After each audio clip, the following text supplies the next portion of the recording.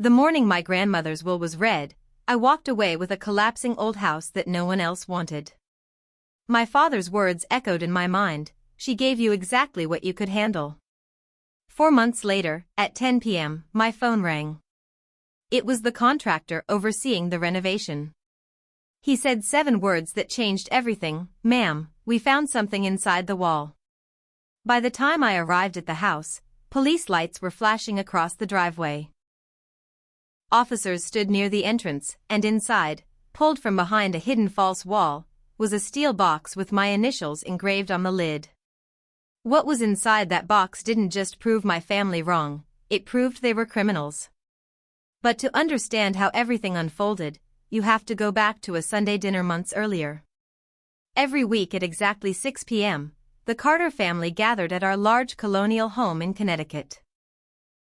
From the outside, we looked perfect, like a magazine family, but inside it felt like a courtroom where the verdict was already decided. My father, Richard Carter, sat at the head of the table, my mother, Linda Carter, beside him, my older sister, Ashley, across from me, and I sat at the far end near the kitchen. That night, Ashley had just been promoted at her corporate job, and the entire room revolved around her success. When I tried to share that I had helped a struggling family find permanent housing through my nonprofit work, my mother interrupted me without even looking, dismissing it in seconds. After dinner, I washed dishes alone while everyone disappeared. On my way home, I received a voicemail from my grandmother, Margaret Hayes, inviting me over for lemon cake. She always remembered the little things about me.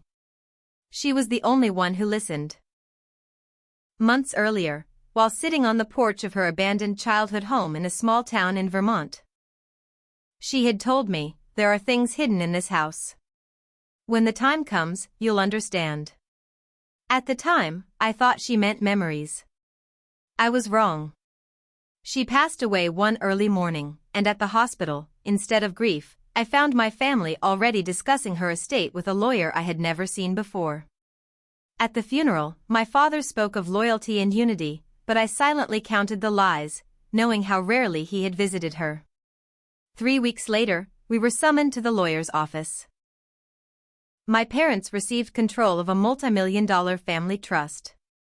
My sister inherited a luxurious home and investments. And I was left with my grandmother's abandoned, crumbling house. My father calmly told me she understood my limitations.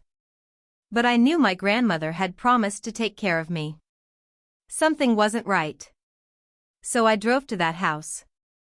It was falling apart, rotting wood, broken windows, weeds everywhere, but inside, I found a photograph with a note in her handwriting. "For my Rowena, the house remembers." I decided to renovate it despite barely having enough money. As the work began, the contractor discovered a false wall. Around the same time, my family started pressuring me to sell the house cheaply, even trying to interfere with my finances. That's when I realized they weren't waiting for me to fail, they were trying to make sure I did.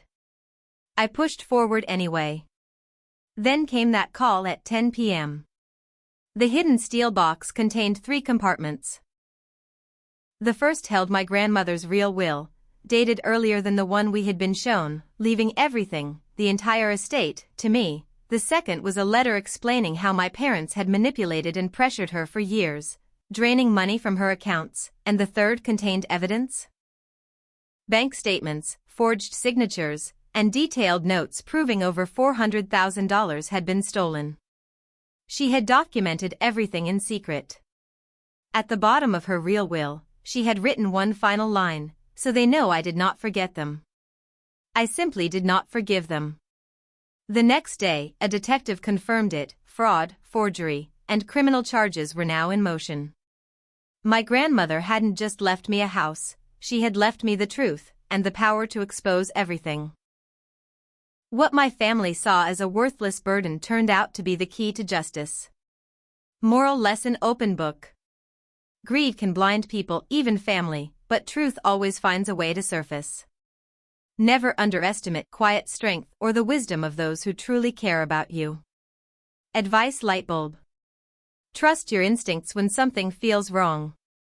Don't let others define your worth or your limits. Sometimes what looks like a burden is actually an opportunity in disguise. Protect yourself financially and legally, even from people close to you.